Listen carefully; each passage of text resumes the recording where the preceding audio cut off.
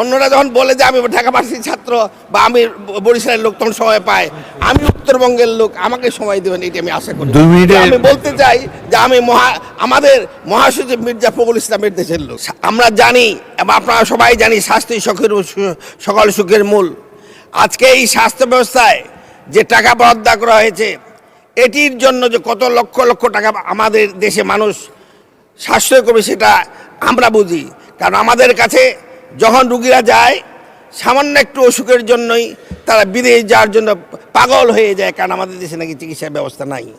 এবং এই হাত দিয়ে আমাকে অনেকে রিকমেন্ড করতে হয়েছে যে he wants to go in abroad for কী বলে ফার্দার ট্রিটমেন্ট। এই যে অবস্থা করেছিল বিগত সরকার, ফ্যাসিস্ট সরকার, কোটি কোটি টাকা দেশ থেকে এই চিকিৎসার জন্য বিদেশে গিয়েছে।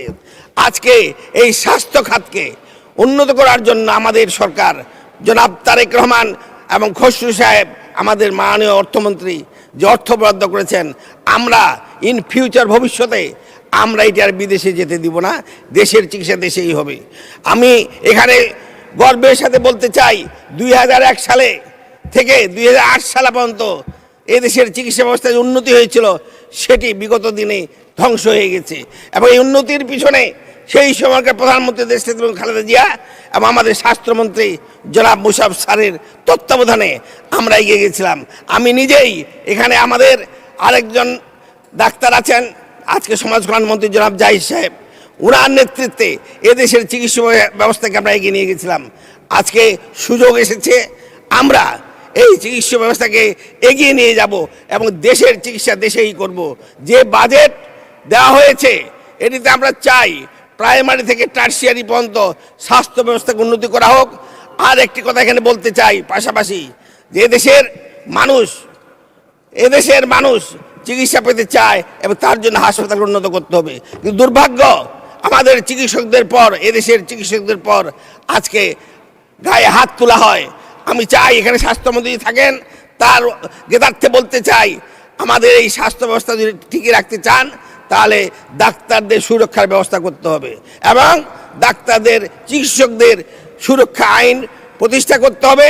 তা না হলে এই দেশের চিকিৎসা ব্যবস্থা ধ্বংস হয়ে যাবে। কারণ এদেশের চিকিৎসকরা 17 বছর যখন আমাদের চিকিৎসা করা কেউ ছিল না, আজকে ওই বেঞ্চে যারা দাঁড়িয়ে আছেন, আমরা যারা দাঁড়িয়ে আছি, এই দেশের চিকিৎসকরা আমরা মানুষের ঘরে ঘরে গিয়েছি এবং মানুষের সেবা করেছি। তাই আজকে স্বাস্থ্যমন্ত্রীর কাছে আমার অনুরোধ, এই দেশের চিকিৎসকদের সুরক্ষার জন্য একটি স্বাস্থ্য সুরক্ষা আইন প্রণয়ন করা হোক।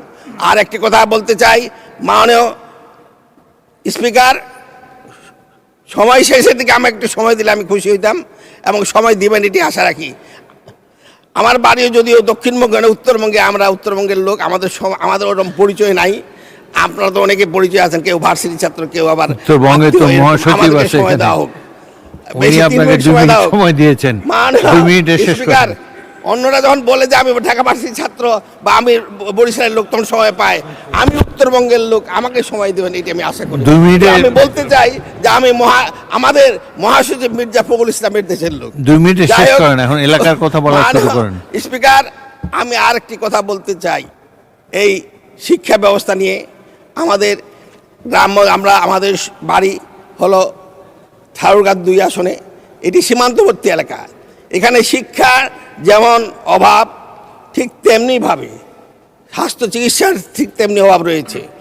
আমি চাই আমার এই গরিব এলাকার, আমাদের এই সীমান্তবর্তী এলাকার মানুষকে যাতে চিকিৎসা পায় এবং আমাদের যোগাযোগ ব্যবস্থা উন্নত হয় সেটি লক্ষ্য রাখবেন।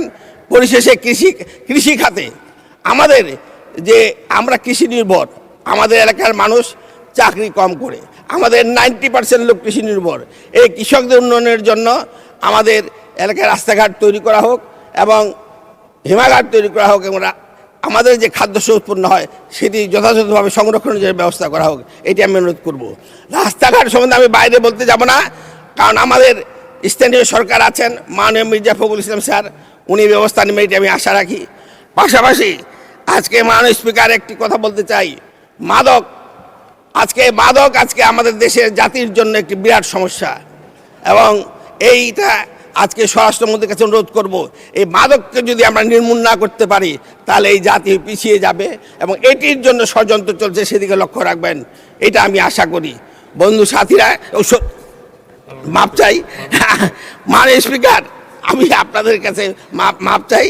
আমি আর একটি কথা বলেই আমার বক্তব্য শেষ করব যে একটি শিক্ষায় যেমন জাতির মেরুদণ্ড, স্বাস্থ্য তেমনি